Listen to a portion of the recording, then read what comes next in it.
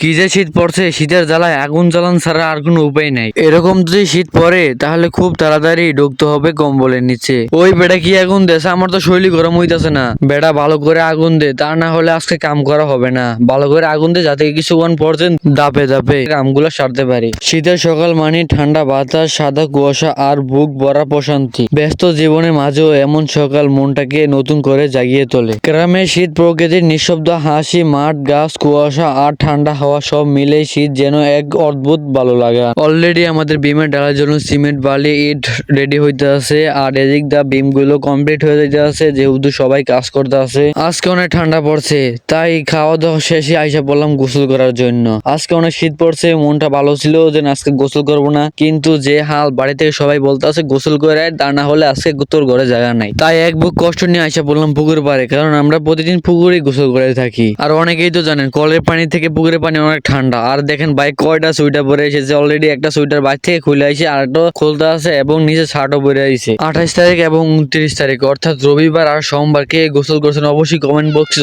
বলে যাবেন, তাদের জন্য বড় সড় একটা গিফট আছে। কমেন্ট বক্সে বলে যান, কারণ গিফটটা আগে বলে দিলে সারপ্রাইজ থাকে না। তো সবাই বলে যান, তাহলে পরবর্তীতে পাইবেন। তো আমি অলরেডি রেডি হয়ে গেছি গোসলে নামার জন্য। তো অনেক ভয় লাগতে আছে, যেহেতু সবাই গোসল করতে আছে। ছেলে মানুষ ভয় পাইলে চলবে না, সাহস নিয়ে চলতে হবে। তাই গোসলটা সেরিয়ে ফেললাম। তো সোয়েটার মোটা নিয়ে আসছিলাম, তো ওইটাই মানে মাথাটা বইছে, সোয়েটারটা পরে নিলাম, কারণ প্রচুর শীত। আর পুকুরের পানি তো আপনারা জানেন পুকুরের পানি অনেক ঠান্ডা। কিছুদিন আগে আপনারা দেখছিলেন যে এই পুকুরটা এসা হয়েছে, অর্থাৎ খালটা এসা হয়েছে, তারপর পানি উঠছে। আল্লাহ নিয়ামতের পানি। তো এই পানির কারণে আমাদের অনেকটাই সহজ হয়ে যাবে, কারণ অন্য জায়গায় ফিট করা লাগবে না, এখান থেকে আমরা পানি নিতে পারবো। খালটা যেহেতু আমাদের বাড়ির সামনে, তাই আমাদের পানিতে অনেকটাই সহজ হয়ে যায়। তো অলরেডি মালামাল গুলো গোলাইতে আছে, তো দেখতে পারতেছেন যেহেতু ডালাই করবো অনেকগুলাই লইছে। তো এখানে বেশি না, এখানে মাত্র 2টা রাউন্ডের মালামাল। এদিক দা বিকালও হয়ে গেছে, সন্ধ্যা করে আসতে আছে, আর এই দা ডালাই করতে আছে, কারণ আজকে ডালাইটা করলে অনেকটা কাজ আগায় যাবে। এভাবেই কাটে, কারণে 3 দিন পিছিয়ে গেছে। এবারও বন্ধ দিলে কি হবে, আমাদের কাম অনেকটা পিছিয়ে যাবে। ওনাদের বলি কিন্তু ওনারা করে না, কি আর করে, আস্তে আস্তে কাম করলে আমাদের সুবিধা হবে। তো এই দাবর